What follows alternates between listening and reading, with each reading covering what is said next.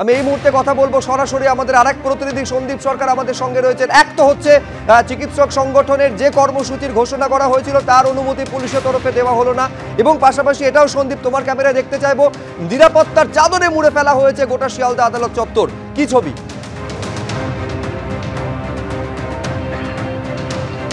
দেখো, পুলিশ অনুমতি দিক বা না দিক, বহু উৎসুক মানুষজন, তার পথ চলতি মানুষজন, তারা আজকে দাঁড়িয়ে পড়েছেন শিয়ালদা আদালতের সামনে, এবং আদালতের দিকে সবার, যেমন গোটা বাংলার গোটা দেশের নজর, তেমনি শিয়ালদায় পথ চলতি মানুষজন তাদের দৃষ্টিও কিন্তু এই মুহূর্তে আটকে রয়েছে শিয়ালদা আদালতের দিকে। তুমি দেখতে পাবে যারা এখানে রয়েছেন তারা কেউই কিন্তু না অভয়া মঞ্চ, না জয়েন্ট প্ল্যাটফর্ম অফ ডক্টরস কারোরই প্রতিনিধি বা সদস্য নন। কেননা আমরা জানি জয়েন্ট প্ল্যাটফর্ম অফ ডক্টরস এবং অভয়া মঞ্চকে গতকাল মধ্যরাতে রাত্রি 12:01 কলকাতা পুলিশের তরফ থেকে ইমেল পাঠিয়ে জানিয়ে দেওয়া হয়েছে যে কোনো রকম জমায়েত করা যাবে না শিয়ালদা আদালত সংলগ্ন এলাকাতে। তার কারণ এখানে প্রাইম অ্যাকিউজডকে আদালতে আনা হবে, আদালত থেকে আবার সংশোধনাগারে ফেরত পাঠানো হবে।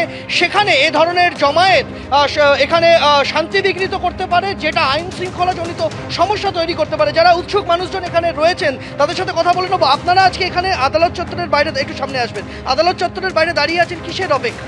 এই রায় শোনার অপেক্ষায়, যে কি রায় দিচ্ছেন, এবং এই রায়তে তো যে রায়ই হোক না কেন আমরা তাতে খুশি না। কেন বলছেন এ কথা? এ কথা হচ্ছে আমাদের একটাই প্রশ্ন, একা সঞ্জয় রায় করতে পারে, এইটাই আমাদের প্রশ্ন।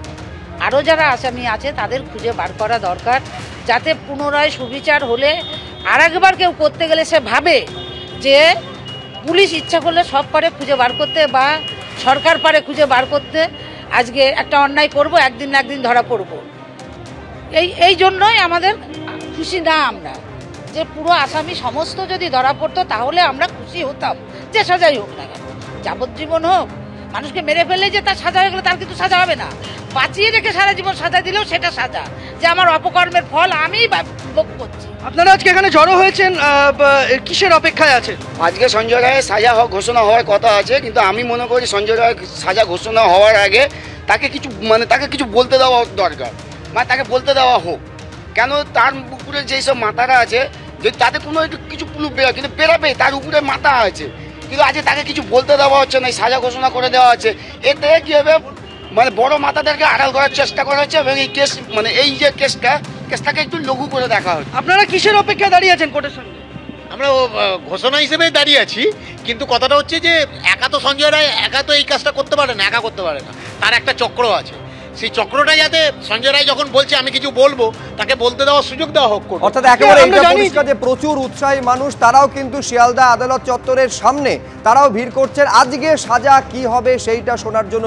আর কিছু সময়ের অপেক্ষা, তারপর শিয়ালদা কোর্টে কোর্ট বসবে এবং তারপর জানা যাবে কি সাজা আজকে সঞ্জয় রায়ের জন্য শোনাচ্ছেন বিচারক অনির্বাণ দাস। আপনারা জানেন যে শনিবার রায় ঘোষণা করেছিল শিয়ালদা কোর্ট, দোষী সাব্যস্ত করেছিল সঞ্জয় রায়কে। আরজি করে চিকিৎসককে ধর্ষণ এবং খুনের ঘটনায় দোষী সাব্যস্ত হওয়ার পর আজ সাজা ঘোষণা করবেন বিচারক অনির্বাণ দাস। তার আগে কি বক্তব্য সঞ্জয় রায় সেটাও শুনবেন বলে শনিবারই জানিয়ে দিয়েছিলেন। আজ সঞ্জয় রায় কি বলবে, সিবিআই এর তরফে কি বলা হবে, এবং তারপর দুপুর 2টো নাগাদ সাজা ঘোষণা করবেন বিচারক অনির্বাণ দাস। তার আগে 12টা থেকে 12:30টার মধ্যে কোর্ট বসবে এবং তখন কোর্ট লকআপ থেকে নিয়ে যাওয়া হবে এজলাসে সঞ্জয় রায়কে।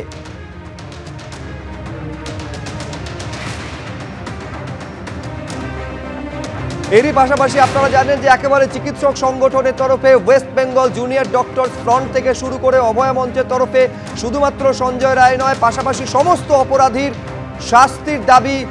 শাস্তির দাবি করে জমায়েতের ডাক দেওয়া হয়েছিল, এবং এই কর্মসূচির জন্য পুলিশের কাছে অনুমতি চাওয়া হয়েছিল, কিন্তু মধ্যরাতে সেই অনুমতি খারিজ করে দিয়েছে, অনুমতি দেয়নি পুলিশ।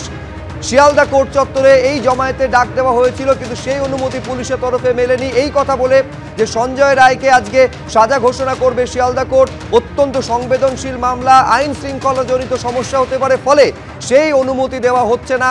পাল্টা মেল করে পুলিশের তরফে জানিয়ে দেওয়া হয়েছিল অভয়া মঞ্চকে।